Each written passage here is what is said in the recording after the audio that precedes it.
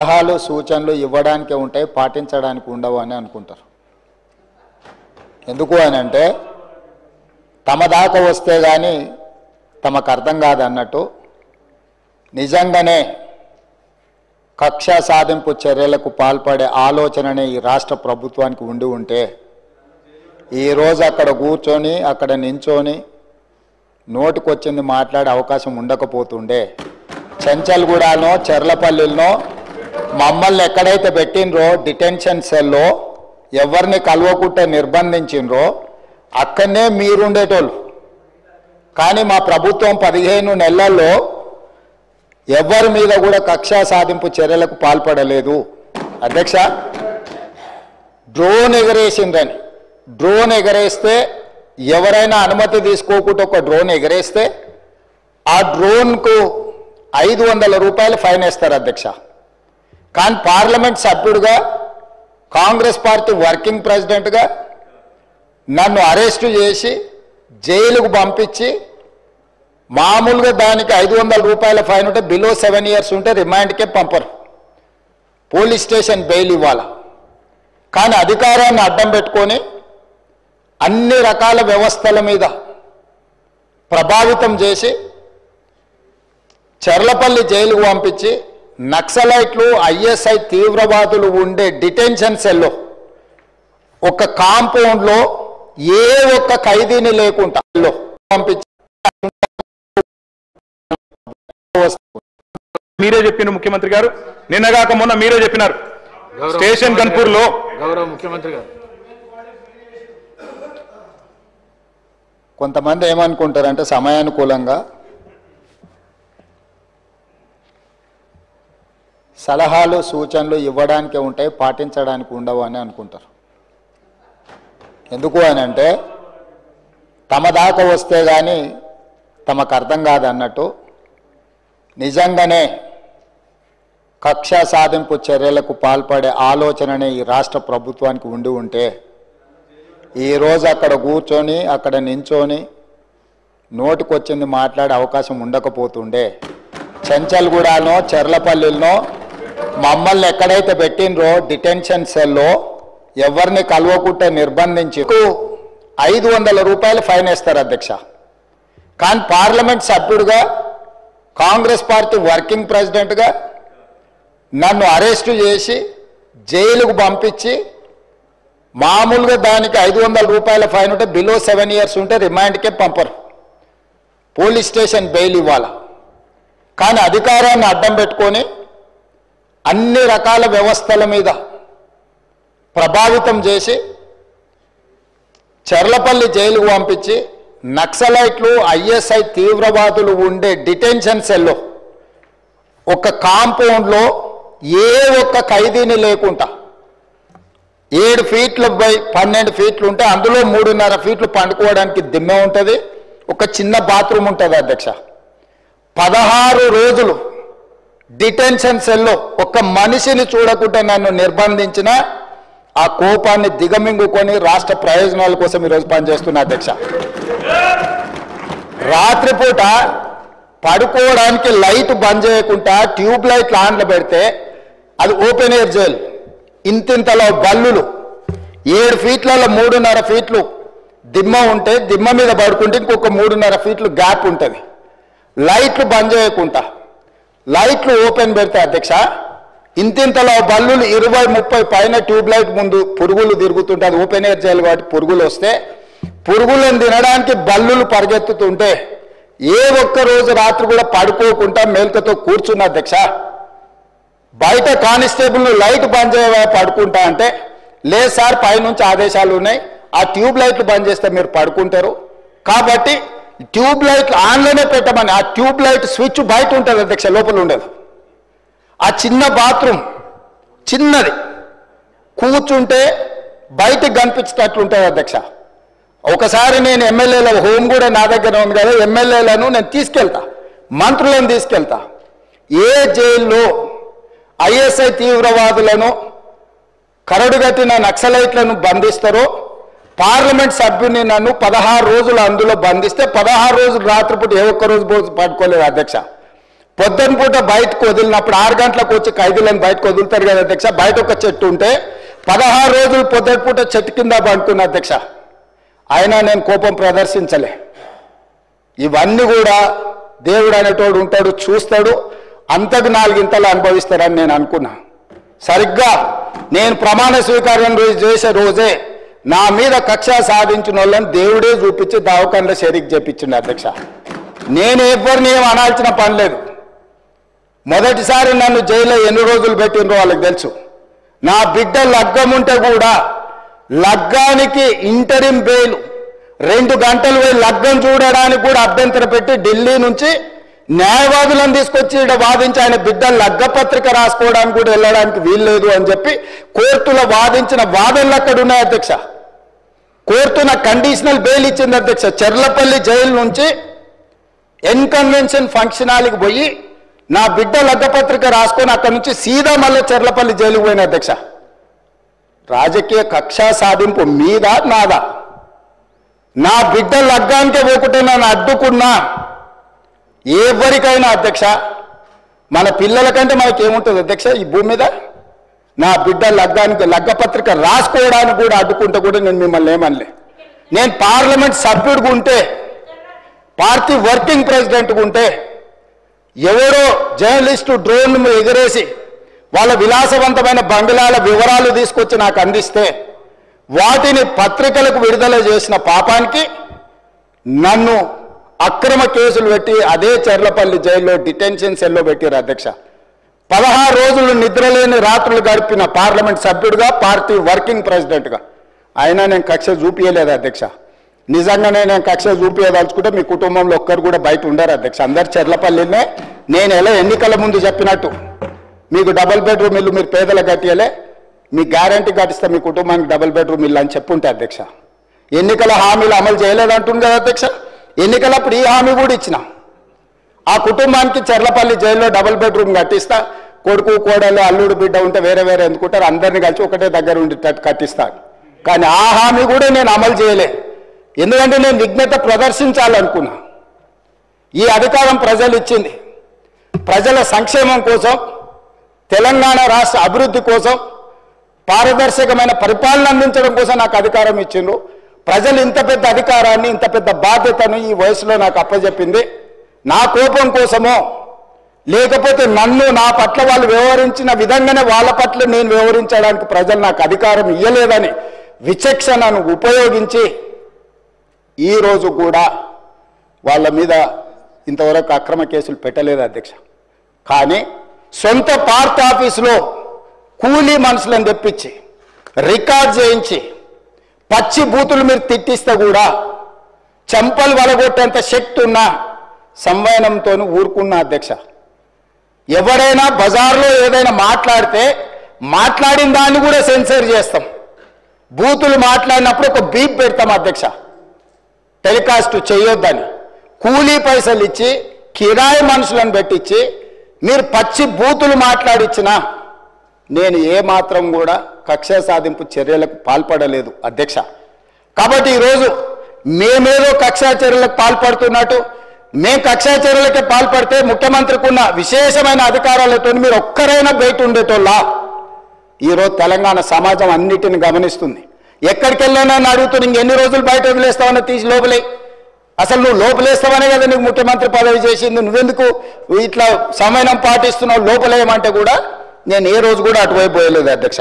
అదేవిధంగా ధనిక రాష్ట్రం, మేము హామీలను అమలు చేసినాం. ఇక మేము సత్యహరిచంద్రుడు కూడా మమ్మల్ని చూసే నేర్చుకోవాలి, ఆయన కూడా మమ్మల్ని ఆదర్శంగా తీసుకోవాలి. ఇట్లాంటి మాటలు మాట్లాడుతుంటే పర్వాలేదు, వాళ్ళ గొప్పతనాలు వాళ్ళు చెప్పుకుంటే నా ఇప్పు నువ్వు గోకు, నీ ఇప్పు నేను గోకుతా అనే పాలసీలో వాళ్ళ గురించి వాళ్ళు గొప్పలు చెప్పుకుంటా అంటే నాకు అభ్యంతరం లేదు. కానీ 1-2 విషయాలు, తెలంగాణ సమాజం వ్యవసాయ కూలీలు, వ్యవసాయ రైతులు, వ్యవసాయం మీదనే ఆధారపడ్డ ప్రజలు తెలంగాణలో దాదాపుగా 70% ఉన్నారు. 2014 ఎన్నికలలో ఘనత వహించిన చంద్రశేఖరరావు గారు రైతులకు ఇచ్చిన హామీ ₹1,00,000 రుణమాఫీ చేస్తా అని అధ్యక్ష.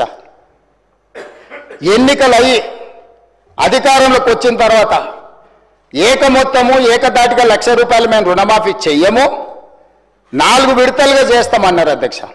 ప్రతి సంవత్సరం మేము 25,000 4 విడతల్లో చేస్తామన్నారు.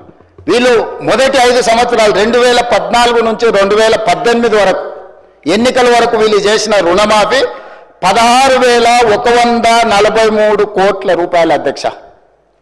ఇందులో 4 విడతలుగా వీళ్ళు రుణమాఫీ చేసినందుకు 4 సంవత్సరాలు వాయిదాల మీద చేసినందుకు దాదాపుగా మిత్తి కింద 2,630 కోట్ల రూపాయలు పోయింది అధ్యక్ష.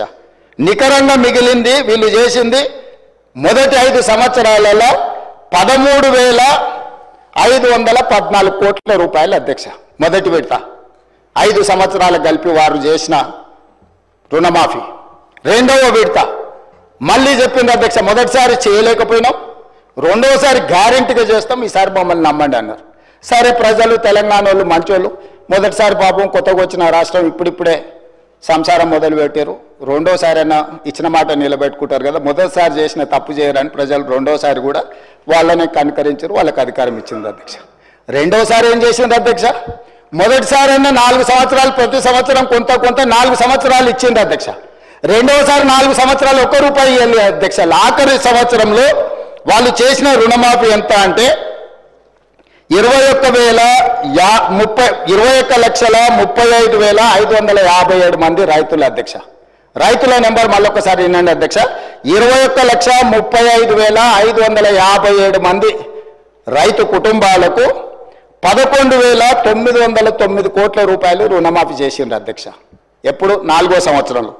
ఈ 11,909 కోట్ల రూపాయల రుణమాఫీలో మిత్తి కింద 8,515 కోట్ల రూపాయలు పోయింది అధ్యక్ష. కొండ నాలుకకు మందేస్తే ఉన్న నాలుక ఊడిపోయిందని వీళ్ళు 11,909 కోట్ల రూపాయలు రెండవ విడత 4 సంవత్సరాల తర్వాత రుణమాఫీ చేస్తే 4 ఏళ్ళు వీళ్ళు 0 రుణమాఫీ చేసినందుకు మిత్తి కింద 8,515 కోట్ల రూపాయలు పోయింది అధ్యక్ష. రెండు కలిపి 10 సంవత్సరాల వాళ్ళ పరిపాలనలో 2 సార్లు అధికారాన్ని ప్రజలు వాళ్ళకు అప్పచెప్తే రెండోసారి 3,394 కోట్లు, మొదటిసారి చేసిన రుణమాఫీ 2 కలిపితే 10 సంవత్సరాలలో 16,908 కోట్ల రూపాయలు వాళ్ళు రుణమాఫీ చేసిండ్రు అధ్యక్ష. 10 సంవత్సరాలు, మొదటిసారి 1,00,000, రెండోసారి 1,00,000, మొదటిసారి విడతల వారిగా, రెండోసారి 4వ సంవత్సరంలో చేసిన రుణమాఫీ 16,908 కోట్ల రూపాయలు అధ్యక్ష వాళ్ళు చేసింది. ఇక నన్ను అడుగుతున్నారు, నువ్వు ఎన్నికలలో హామీ ఇచ్చినావు కదా, నువ్వు చేసినావా చేయలేదని. నేను అది కూడా చెప్తా అధ్యక్ష. 25,35,964 మంది రైతులకు 20,617 కోట్ల రూపాయలు నేను రుణమాఫీ చేసిన అధ్యక్ష. 10 నెలలు తిరిగే లోపల 10 ఏళ్లలో ఆనాటి చంద్రశేఖరరావు గారు చేసిన రుణమాఫీ 16,908 కోట్ల రూపాయలు అయితే 10 నెలలు తిరగక ముందే 25,35,964 మంది రైతులకు 20,617 కోట్ల రూపాయలు రుణమాఫీ నేను చేసిన అధ్యక్ష. 2 లక్షల వరకు ప్రతి రైతుకు రుణమాఫీ చేసింది నేను. ఇవాళ తమరి ద్వారా వారిని అడుగుతున్న అధ్యక్ష, నేను 10 ఏళ్లలో మీరు చేసింది ఏంది, 10 నెలల్లో నేను చేసింది ఏంది? ఇప్పటికైనా మీ ఆలోచన విధానంలో మార్పు రాకపోతే, ప్రజలు శిక్షించినా, ప్రజలు ఉరిదీసినా మీ ఆలోచన విధానంలో మీకు మార్పు రాలేదు అధ్యక్ష. అదేవిధంగా వాళ్ళు రైతు బంధు గురించి చెప్తారు అధ్యక్ష. రైతు బంధు వాళ్ళు ఎన్నికల ముందల ఎగనామ పెట్టి ఎలక్షన్ కోడ్ను అడ్డం పెట్టి పారిపోయినారు అధ్యక్ష. పారిపోతే ఎన్నికల కోడ్ను అడ్డం పెట్టుకొని ప్రజలకు పంగనామం పెట్టి పారిపోతే ఎన్నికల తర్వాత డిసెంబర్ 7, 2023 నాడు నేను అధికారం చేపట్టిన తర్వాత వాళ్ళు ఎగ్గొట్టిన రైతు బంధు 7,625 కోట్ల రూపాయలు నేను చెల్లించిన అధ్యక్ష. వాళ్ళు పారిపోయినారు కదా అని నేను వదిలేయలే. రైతుల పట్ల నాకున్న చిత్తశుద్ధి, వాళ్ళు ఇస్తామని ఎగనామం పెట్టిన రైతు బంధు పథకాన్ని కూడా నేను ముఖ్యమంత్రిగా బాధ్యత చేపట్టిన తర్వాత మా మిత్రుడు బట్టి విక్రమార్క గారు ఆర్థిక మంత్రిగా, అయ్యో రైతులు మనోళ్ళు, దిగిపోయినోడు ఎట్లాగో దిగిపోయినోడి మీద మన నెపం నెట్టేసి రైతులకు అన్యాయం చేయొద్దు, ఈ రైతులను ఆదుకోవాలని 7,625 కోట్ల రూపాయలు మొదటి విడత రైతు బంధు పథకాన్ని నేను చెల్లించిన వాళ్ళు పంగనామాలు పెట్టిన రైతు బంధు అధ్యక్ష. రెండోసారి 4,666 కోట్ల 59 లక్షలు ఇప్పుడు నేను రుణమాఫీ వీళ్ళు సంవత్సరానికి 10,000 అంటే దాన్ని పెంచి సంవత్సరానికి 12,000గా మార్చి వాళ్ళకి ఈరోజు 4,666,59 రూపాయలు ఈరోజు రైతులకు రైతు భరోసా పథకం కింద నేను చెల్లించిన అధ్యక్ష. టోటల్గా ఇప్పటి వరకు రైతు భరోసా పథకం కింద 12,291,73 ఈరోజు నేను రైతులకు రైతు భరోసా పథకం కింద నేను ప్రభుత్వాన్ని ఏర్పాటు చేసిన తర్వాత నేను చెల్లించిన అధ్యక్ష. అదే రకంగా ఆనాడు ఒడ్లు వరేస్తే ఊరేసుకున్నట్టని వాళ్ళు మాత్రం వరి పండించుకొని ఫామ్ హౌస్లో 150 ఎకరాల కావేరీ సీడ్కు 4,500 రూపాయల క్వింటాల్ అమ్ముకున్నారు అధ్యక్ష. రికార్డు ఉంది 4,500 అధ్యక్ష. వాళ్ళు పండించిన వడ్ల ఫామ్ హౌస్లో బంగారం పండుతుందా అధ్యక్ష? 4,500 రూపాయలకు క్వింటాలేమో దొరగారి ఒట్లు కొనుక్కుంటారు. పేద రైతు అందించిన రైతులకు మీరు ఒరేసుకుంటే ఊరేసుకున్నట్టే అని చెప్పి వాళ్ళు రైతులను ఉరిదీస్తాం ఒరేసుకుంటా అని చెప్తే నేను వచ్చిన తర్వాత మా ఉత్తమ్ కుమార్ రెడ్డి గారు నేను కలిసి ఆలోచన చేసి మీరు వరి పండించండి చివరి గింజ వరకు కొనుక్కుంటాము, మీరు సన్న ఒట్లు పండిస్తే 500 రూపాయల బోనస్ కూడా ఇస్తాము, కనీసం మద్దతు ధరతో పాటు 500 రూపాయల బోనస్ ఇస్తామని సన్న ఒట్లు పండించిన రైతులకు 1,162 కోట్ల రూపాయలు బోనస్ కింద 500 రూపాయలు ఇచ్చిన చరిత్ర నాది అధ్యక్ష. సంవత్సరం తిరిగే లోపల రైతులకు మేము అందించింది ఇది ఉచిత కరెంటు. ఏం సంబంధం అధ్యక్ష వాళ్ళకు ఉచిత కరెంటు?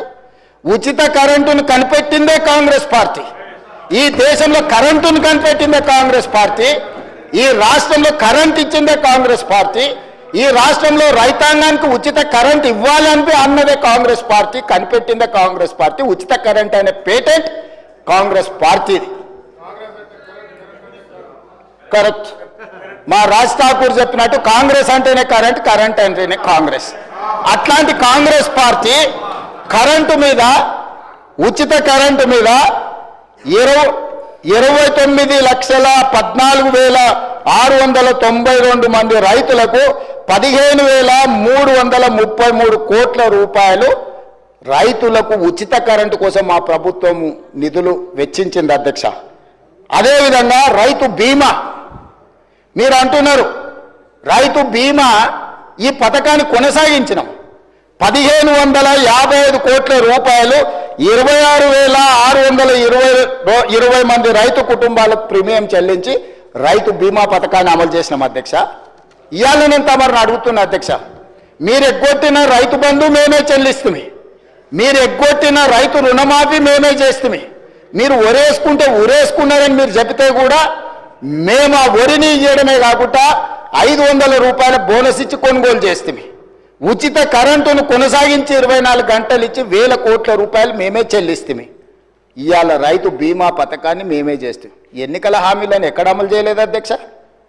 మీరు 10 ఏళ్ళు చేయలేని పనులు 10 నెలల్లో మేము చేసినప్పుడు కళ్ళల్లో నిప్పులు పోసుకునే బదులు కడుపులో కత్తులు పెట్టుకొని కౌగులించుకునే బదులు అరే పిల్లగాడు అయినా యువకుడు అయినా బాగా చేసినవా, మంచిగా ఉంది, ఇంకా కష్టపడు, ఇంకా కొంచెం బాగా చేయని ప్రోత్సహించినట్టు మాట్లాడవచ్చు కదా ప్రతిపక్ష నాయకుడు వచ్చి. వారి వయసుకి వారి అనుభవానికి మేము గౌరవిస్తామది కదా అధ్యక్ష. వారు ఒక్క రోజైనా ఒక్క మాట అయినా ఈ ప్రభుత్వం నన్ను అభినందించడం వారికి ఇష్టం లేకపోవచ్చు, ఎందుకంటే వారి కుర్చీని నేను గుంజుకున్నా కాబట్టి వారికి నా మీద కోపం ఉండొచ్చు, తప్పలేదు. కానీ ఈ ప్రభుత్వాన్ని నేను అభినందించాలి కదా అధ్యక్ష. ఇది పక్కన పెడితే వడగండ్ల వానలు గతంలో ఎన్నడూ అకాల వర్షాల వల్ల వడగండ్ల వల్ల పంట నష్టం జరిగితే ఏ రోజు ఇయ్యలే.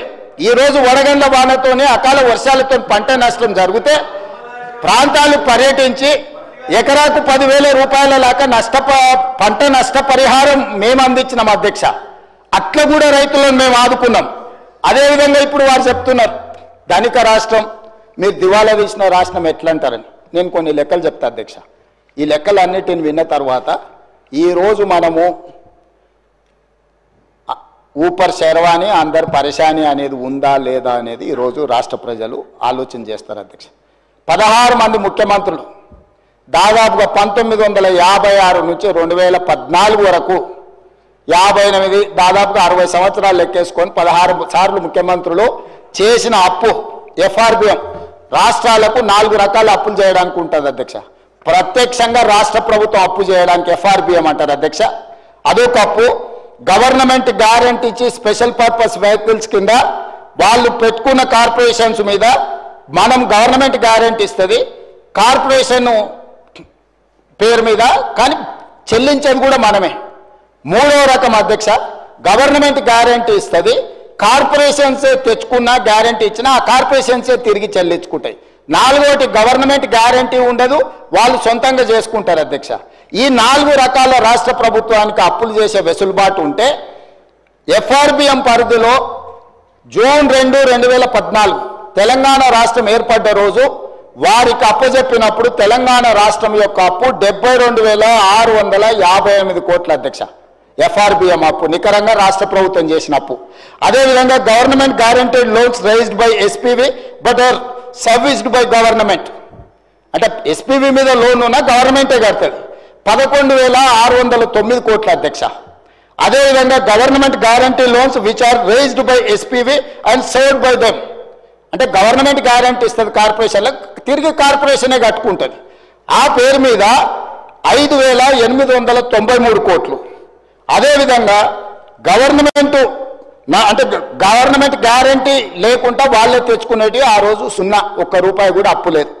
ఈ మొత్తం కలిపితే 3 రకాల అప్పులు కలిపినప్పుడు జూన్ 2, 2014 సభ్యులందరూ కూడా వినాలి, 90,161 కోటి అధ్యక్ష. 90,161 కోటి రూపాయల అప్పుతోని ధనిక రాష్ట్రంగా వారికి మేము అప్పజెప్పడం జరిగింది.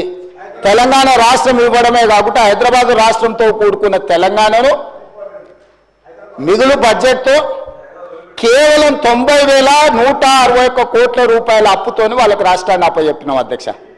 10 సంవత్సరాలలో వాళ్ళు చేసింది కూడా చెప్తా అధ్యక్ష.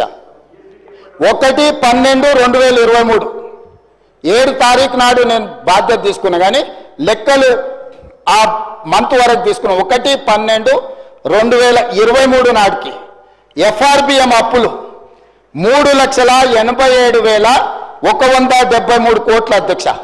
అంటే 3 లక్షల దాదాపుగా 20,000 కోట్లు ఈ 10 సంవత్సరాలలో వీళ్ళు తీసుకొచ్చారు అధ్యక్ష.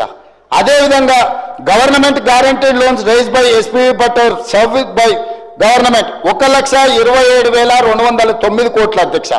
అదేవిధంగా థర్డ్ కేటగిరీ కింద తెచ్చుకున్న లోన్లు 95,461 కోటి అధ్యక్ష. 4 non guarantee loans which are paid by corporations 59,414 కోట్ల అధ్యక్ష. ఈ 4 కేటగిరీల కింద 1/12/2023 నాడు మాకు అధికారాన్ని అప్పజెప్పేటప్పుడు బట్టి విక్రమార్క గారికి వారు అప్పజెప్పిన అప్పు 6,69,257 కోట్ల రూపాయల అధ్యక్ష. ఇది కాకుండా 6,69,257 కోట్లు ఇది నికరంగా అప్పులు. ఇది కాకుండా వీళ్ళు ఇచ్చిపోయింది ఏంది అధ్యక్ష?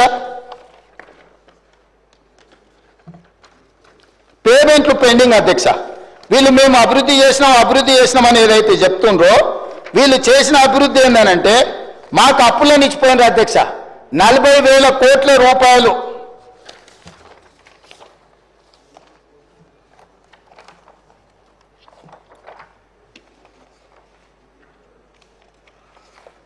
అసలు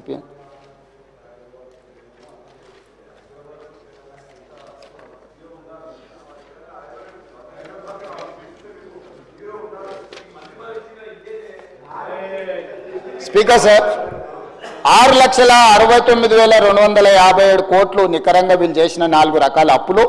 అదేవిధంగా పెండింగ్ బిల్స్. ఇప్పుడు ఆ సర్పంచులు ఆత్మహత్యలు చేసుకున్నారు కదా అధ్యక్ష ఆ ప్రభుత్వంలో. ఇప్పుడు సర్పంచులు ధర్నాలు చేస్తున్నారు కదా అధ్యక్ష.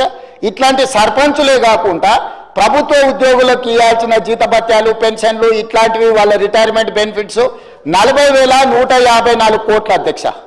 ఇవే కాకుండా అదర్ పెండింగ్ బిల్స్ అన్డిక్లేర్డ్, అంటే ఈరోజు ఉచిత కరెంటు కింద విద్యుత్ శాఖకు, అదేవిధంగా సింగరేణి నుంచి బొగ్గు కొనుక్కొని other pending bills discom energy dues, Singareni power dues, SC and ST subplan backlog payments 1,09,740 కోట్ల అధ్యక్ష. 1/12/2023 నాటికి కల్వకుంట్ల చంద్రశేఖరరావు గారు రాష్ట్ర ప్రభుత్వాన్ని మాకు అప్పచెప్పినప్పుడు 8,19,151 కోటి అధ్యక్ష. ఇక వాళ్ళు సాధించిన అభివృద్ధి ఏందో, వాళ్ళు ఎలుగబెట్టిందేందో, ఆ ఎలుగబెట్టుడితో తెలంగాణ వెలిగిందేందో, 90,000 కోట్లతోని అప్పచెప్తే 8,19,000 కోట్ల అప్పుతోని మాకు అప్పచెప్పి 10 ఏళ్లలోనే 60 ఏళ్ళు 16 మంది ముఖ్యమంత్రులు కలిసి చేసిన అప్పు 90,000 కోట్లు అయితే, ఒక వ్యక్తి, ఒక కుటుంబం, ఒక పార్టీ చేసిన అప్పు 7.5 లక్షల కోట్ల అప్పు చేసిండ్రు అధ్యక్ష. 7.5 లక్షల కోట్ల అప్పు చేసి మాకు అప్పచెప్పి దివాలా తీసిన రాష్ట్రాన్ని మాకు అప్పచెప్తే ఈ రోజు ఆయన నానా తిప్పలు పడి ఏదో దాన్ని సరిదిద్దడానికి ప్రయత్నం చేస్తుంటే దాన్ని కాదు కూడదు అంటారు అధ్యక్ష. ఇంకొక లెక్క కూడా చెప్తా అధ్యక్ష. ఆ గతంలో ఆర్థిక మంత్రిగా పనిచేసిన ఆయన మీరు 1,52,000 కోట్ల అప్పులు చేసింది అన్నాడు. 1,52,000 కోట్లు కాదు అధ్యక్ష. మేము వచ్చిన 15 నెలల్లో 1,58,041 కోటి రూపాయలు మేము అప్పు చేసినాం అధ్యక్ష. నేను తక్కువ చెప్పట్లేదు, ఎక్కువ చేసినామని చెప్తున్నా. ఎందుకు చేసిన అధ్యక్ష? నేను 1,53,359 కోట్లు వాళ్ళు చేసిన అప్పుకు తప్పుకు నేను తిరిగి చెల్లించిన అధ్యక్ష. ఈ రోజు వీళ్ళు చేసిన అప్పులకు వడ్డీ అసలుకు 88,591 కోటి కట్టిన, మిత్తికి 64,768 కోట్లు కట్టిన. 15 నెలల్లో తెలంగాణ రాష్ట్ర ప్రభుత్వం చేసిన అప్పు 1,58,041 కోటి అయితే మేము వాళ్ళు చేసిన అప్పులకు మేము కట్టింది 1,53,559 కోట్ల అధ్యక్ష. నికరంగా 15 నెలల్లో మేము చేసిన అప్పులకెళ్ళి రాష్ట్ర ప్రభుత్వాన్ని నిర్వహించడానికి 4,682 కోట్ల రూపాయలు మాత్రమే అధ్యక్ష. ఈ రోజు మీరు మొత్తం రాష్ట్రాన్ని కార్పొరేషన్ వైజ్ నేను చెప్పదలుచుకున్న అధ్యక్ష, ఏ కార్పొరేషన్ మీద ఎంత అప్పు తెచ్చిండ్రో, మేము ఎంత కట్టినామో కూడా చెప్తే మీరు నోట్ చేసుకోవాలి అధ్యక్ష. తర్వాత ఈ కాపీ పంపిస్తా మాజీ ఆర్థిక మంత్రికి.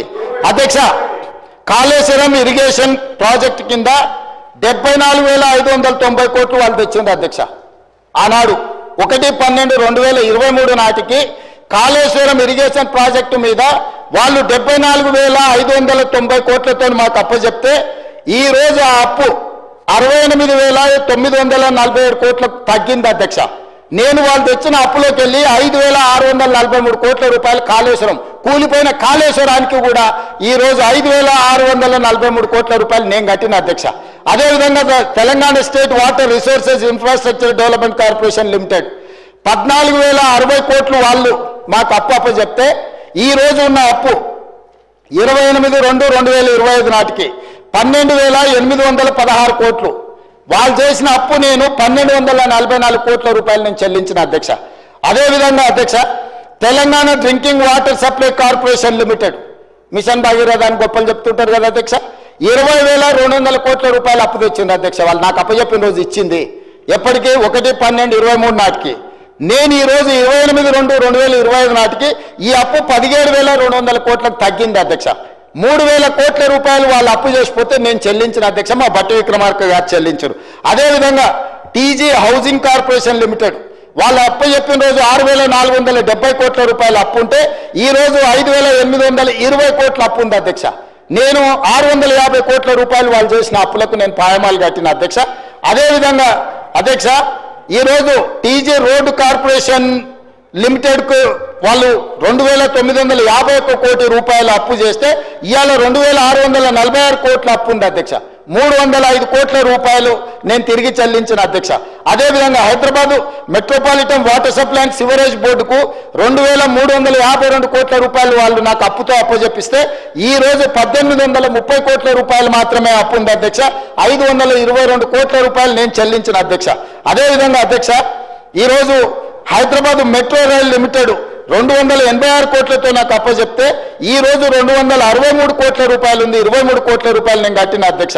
అదేవిధంగా అధ్యక్ష, Telangana sheep and goat development corporation cooperative federation limited గొర్రెలు బర్రెలు మేము బాగా పంచడం అంటుంది కదా అధ్యక్ష, వీళ్ళు 907 కోట్ల రూపాయలతో నా కార్పొరేషన్ కోఆపరేటివ్ సొసైటీస్ నాకు అప్పచెప్తే ఇవాళ 214 కోట్ల రూపాయల అప్పు ఉంది. ఈ గొర్రెల పేరు మీద వీళ్ళు చేసిన స్కామ్ కు 692 కోట్ల రూపాయలు నేను చెల్లించిన అధ్యక్ష వీళ్ళు చేసిన పాపాలకు. అదేవిధంగా fishermen cooperative societies federation limited 125 కోట్లతో నాకు అప్పచెప్తే ఈ రోజు అప్పు 56 కోట్లు ఉంది. దానికి 69 కోట్ల రూపాయలు నేను కట్టిన అధ్యక్ష. అదేవిధంగా Telangana dairy development cooperative federation limited 132 కోట్ల అప్పుతో నాకు అప్పచెప్తే 79 కోట్ల రూపాయలు ఈ రోజు అప్పు ఉంది. 53 కోట్ల రూపాయలు నేను తిరిగి చెల్లించిన అధ్యక్ష. అదేవిధంగా అధ్యక్ష ఈరోజు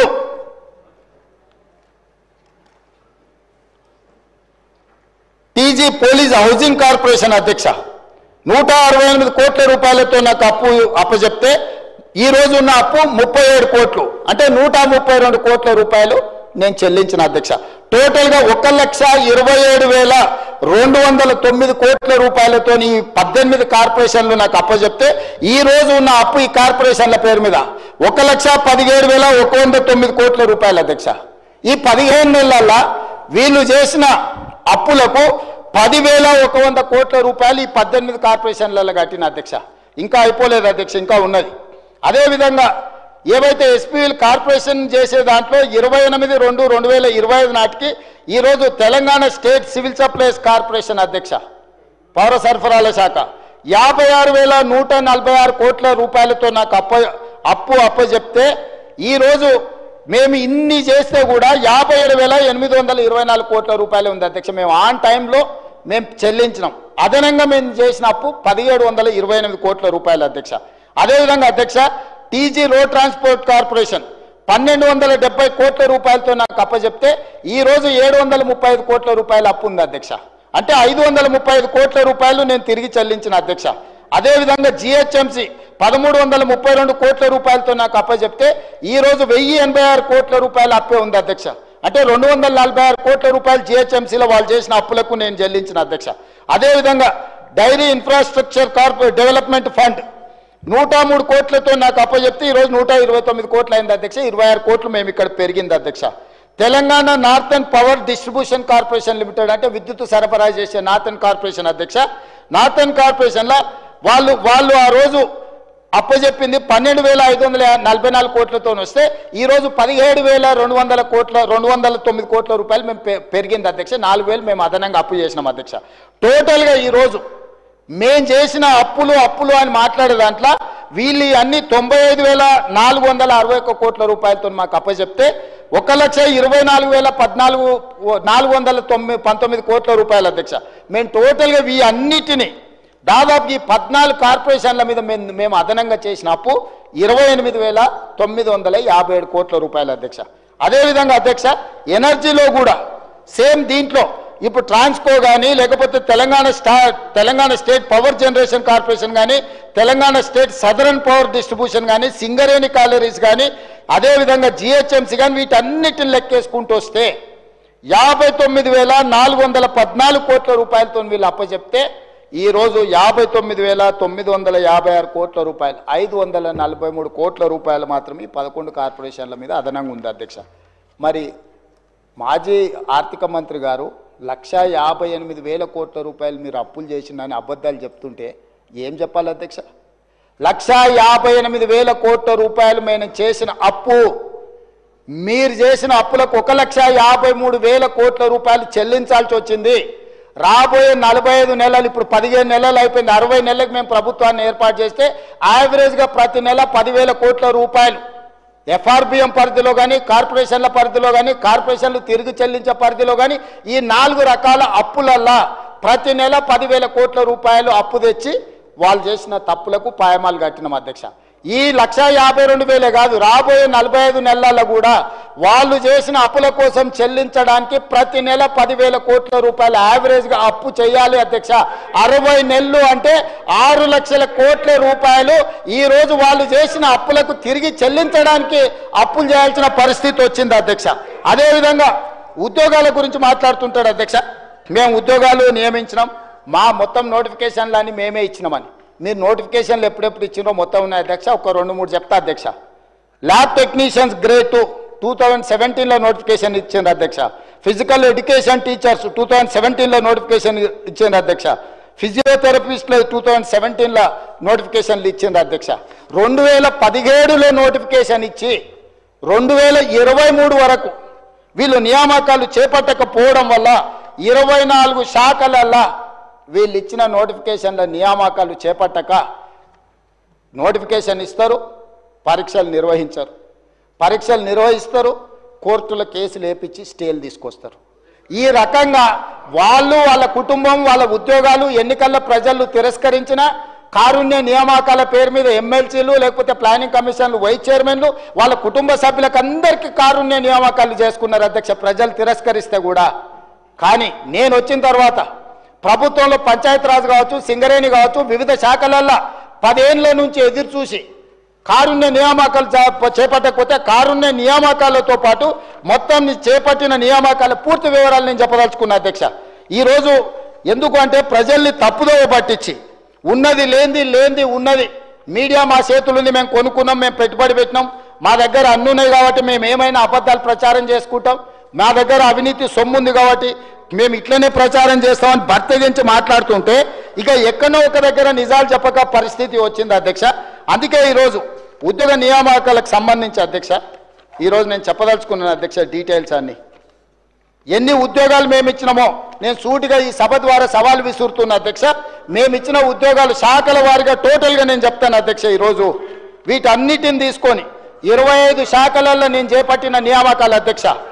agriculture and cooperation department 208, animal husbandry dairy development and fisheries department 173, అదేవిధంగా backward classes welfare department 5764, energy department 850, environment, forest, science and technology department 23, finance department 308, food and civil supplies department 71, general administration department 5, health, medical and family welfare department 7517, higher education department 2361, home department 15526, అదేవిధంగా అధ్యక్ష industries and commerce department 7, irrigation and command area development department 1235, labour and employment department 128, minorities welfare department 1584, municipal administration and urban development department 3148, Panchayat Raj and rural development 1232, planning department 2, revenue department 3048, schedule caste development department 2562, secondary education department 10211, transport road and building department 442, tribal welfare department 1413, women, child, disabled and senior citizens department 115, youth advancement, tourism and culture department 13. మొత్తం కలిపి 57,946 ఈ 15 నెలల నా ప్రభుత్వ నియామకాలను చేపట్టింది. Department wise ప్రతి వివరాలు నేను ఇక్కడ ఈ సభ ముందు పెడుతున్నా అధ్యక్ష. ఈ దేశంలోనే స్వతంత్రం వచ్చినప్పటి నుంచి ఏ ప్రభుత్వం కూడా including Congress governments, Narendra Modi గారు ప్రాతినిధ్యం వహిస్తున్న గుజరాత్లో రైతులకు ఇన్ని వేల కోట్ల రుణమాఫీ జరగలేదు, రైతులకు రైతు బంధు ఇవ్వలేదు, రైతులకు ఉచిత కరెంటు ఇవ్వలేదు, రైతులు పండించిన పంటకు బోనస్ ఇవ్వలేదు, రాష్ట్రంలో ఉన్న అప్పులను వాళ్ళు చేసిన అప్పులన్నిటికీ మళ్ళీ అప్పులు చేసి తిరిగి చెల్లించి 1,52,000 కోట్ల రూపాయలు తిరిగి చెల్లించి ప్రతి నెల 1వ తారీఖు నాడు ప్రభుత్వ ఉద్యోగులకు 1వ తారీఖు నాడు జీతాలు ఇస్తున్నాం. మీరు ఉన్నప్పుడు నెలాఖరు వరకు కూడా ప్రభుత్వ ఉద్యోగులకు కూడా విడతల వారిగా జీతభత్యాలు ఇచ్చిన మీరు ఇవాళ మమ్మల్ని నా తప్పు పట్టేది.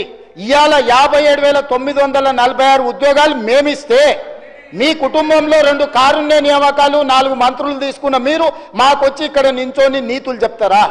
మీ నీతులు చెప్తే మేము వినాలా? కాబట్టి ఇప్పటికైనా మీ ఆలోచన విధానాన్ని మార్చుకోండి. మేం కక్ష సాధింపు రాజకీయాలకు పాల్పడడం లేదు. మేం కక్ష అంటూ సాధించడం మొదలు పెడితే మీరెవ్వరు ఇక్కడ ఉండరు. మీరందరు చెర్లపల్లిలో చెంచడుగూడలో ఉండేవాళ్ళు. మీరు ఆనాడు కృష్ణమాదిగని వదలలే, రవిప్రకాష్ని వదలలే, రేవంత్ రెడ్డిని వదలలే, కనిపించిన ఎవరిని వదలలే. ఈ రోజు మీరు వెనుకేసుకొచ్చిన ఎవరైతే జర్నలిస్ట్ అనే ముసుగు తొడిగి మీరు పోయి కలిసి వచ్చిండ్రో ఎస్సీ ఎస్టీ కేసు పెట్టి మీరు జైలు వేస్తే ఆ అమ్మాయికి కూడా అడ్వకేట్ని పెట్టి బెయిల్ ఇప్పించింది నేను. ఇవాళ మీరు మీ దగ్గర అక్రమ సంపాదన ఉందని చెప్పి అబద్ధాలు ప్రచారం చేసి ఈ ప్రభుత్వాన్ని బద్నాం చేయాలని నోటికొచ్చింది మాట్లాడితే ఎట్లా అధ్యక్ష? ఇప్పటికైనా 10 సంవత్సరాలు మీరు చేసిన అప్పులకు తప్పులకు తెలంగాణ రాష్ట్రం శిక్ష అనుభవిస్తుంది.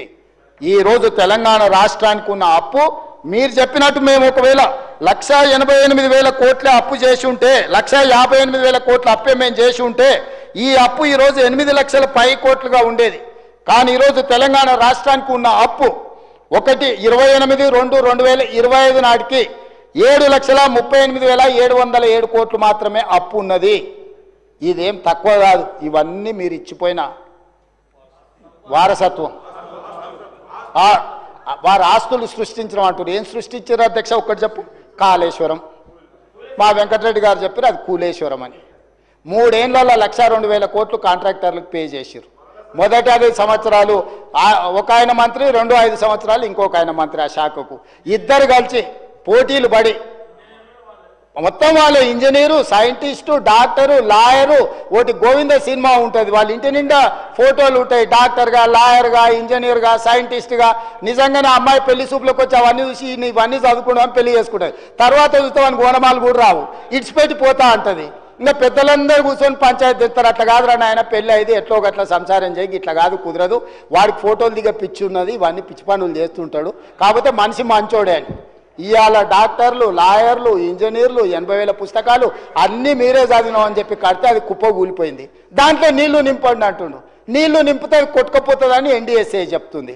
నీళ్లు నింపి కొట్టుకపోతే చూసినావా కాంగ్రెస్ వాళ్ళు, మేము కడితే కూలింది, ఇప్పుడు వీళ్ళు కొట్టుకపోయేటట్టు చేసిరని మమ్మల్ని బద్నాం చేయాలని కంకణం కట్టుకొని తిరుగుతారు. 5 మంది రిటైర్డ్ చీఫ్ ఇంజనీర్లతో వాళ్ళే కమిటీ వేసారు కూలేశ్వరాన్ని ఎక్కడ కట్టాలని. ఈడ కడితే గ్యారెంటీగా కూలిపోతుంది, ఇది మాత్రం వద్దని వాళ్ళు వేసుకున్న రిటైర్డ్ తెలంగాణ ఇంజనీర్లు నివేదిక ఇచ్చారు. తుమ్మిడేటి దగ్గరనే కట్టండి, తర్వాత ప్రత్యామ్నాయాల కింద ఒకవేళ మీరు మేడిగడ్డ దగ్గర కట్టిరాలంటే ఇది కుప్ప కూలుతుందని వాళ్ళు తెలంగాణ వచ్చిన తర్వాత విజ్ఞత కలిగిన తెలంగాణ రిటైర్డ్ చీఫ్ ఇంజనీర్లు 5 మందితో వాళ్ళు కమిటీ వేస్తే కమిటీ స్పష్టమైన నివేదిక ఇచ్చింది అధ్యక్ష అక్కడ కట్టొద్దని. కానీ భరితెగింపుతోనే అక్కడ కడితే అది కూలిపోయింది. ప్రజల క్షమాపణ చెప్పి తప్పు జరిగింది ఏం చేద్దామని అడగకుండా ఇంకా బుకాయించే పని. అంతకుముందు ఏ ఊర్లో ఏది వండని, 7 జొన్నలు వండని, ఆమ్దాలు వండని, కొడంగల్ కందులు వండని, తాండూరులో ఏదన్నా వండని, కాళేశ్వరం నీళ్లతోనే అని. సూర్యాపేటలో ఏదన్నా వండితే అదే అంటారు, ఈడైతే అదే. కాళేశ్వరంతో మొత్తం ప్యాడిన్ ప్రపంచానికే వడ్ల ఆదర్శమని. అధ్యక్ష, కాళేశ్వరం కూలిపోయిన తర్వాత మొన్న జరిగిన వానాకాలంలో 1,56,00,000 మెట్రిక్ టన్నుల వడ్లు పండించినము. అది శ్రీరామ్ సాగరు, శ్రీపాదర, ఎల్లంపల్లి, శ్రీశైలము, నాగార్జున సాగరు, జూరాల, భీమా, కల్వకుర్తి, నెట్టంపాడు, కోయిల్ సాగరు, మంజిరా, అదేవిధంగా ఇక్కడ ఉండే ప్రాజెక్టులు అన్నీ ఆనాడు కాంగ్రెస్ పార్టీ లేకపోతే నిజాం సర్కార్ కట్టిన ప్రాజెక్టుల కింద 1,56,00,000 మెట్రిక్ టన్నుల వడ్లు మనం పండిస్తే ఈ గొప్పతనం అంతా తీసుకెళ్లి ఫామ్ హౌస్లో వండుకున్న వాళ్ళు వాళ్ళ ఖాతాలు రాసుకుంటారు అధ్యక్ష. ఎట్లా అధ్యక్ష? అబద్ధాలకు కూడా అర్థం ఉండాలి కదా అధ్యక్ష.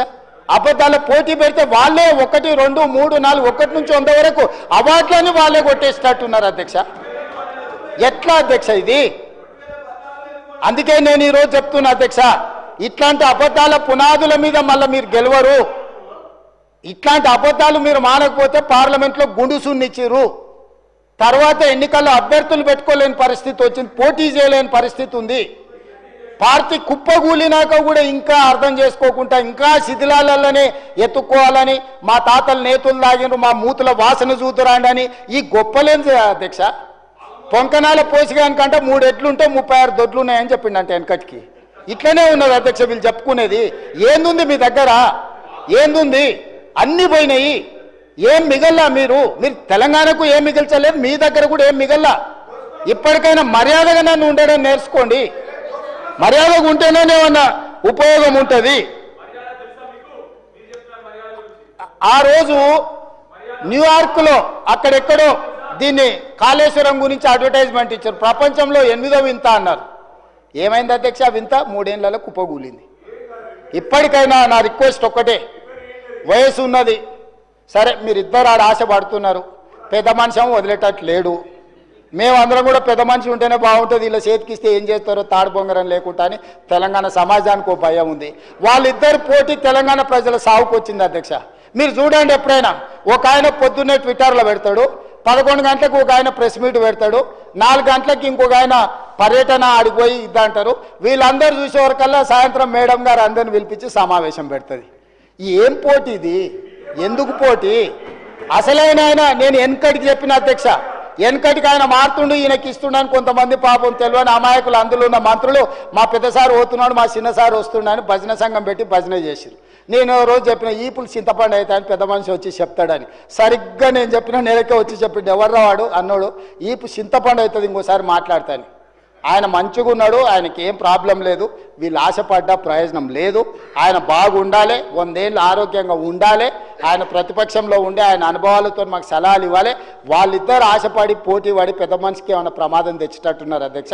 మీరన్నా వేదిక మీద నుంచి ఆ పోలీసు వాళ్ళకు కొంచెం ఆదేశాలు ఇచ్చి వీళ్ళకు కూడా ఏదైనా జ్ఞానోదయం కలిగేటట్టు ఏదైనా 4 మంచి మాటలు చెప్పండి అధ్యక్ష. మా పెద్దలు జానారెడ్డి గారన్నా లేకపోయారు ఈ సభలో, కనీసం వాళ్ళకి ఏమైనా మంచి వచ్చేటో చెప్పనీకే. కాబట్టి దయచేసి ఇట్లాంటి పనులు మాని మీరు ప్రతిపక్ష పార్టీగా మీరు సలహాలు సూచనలు ఇవ్వండి, మాకేం అభ్యంతరం లేదని నేను తెలియజేస్తున్నా అధ్యక్ష. ధన్యవాదాలు అధ్యక్ష.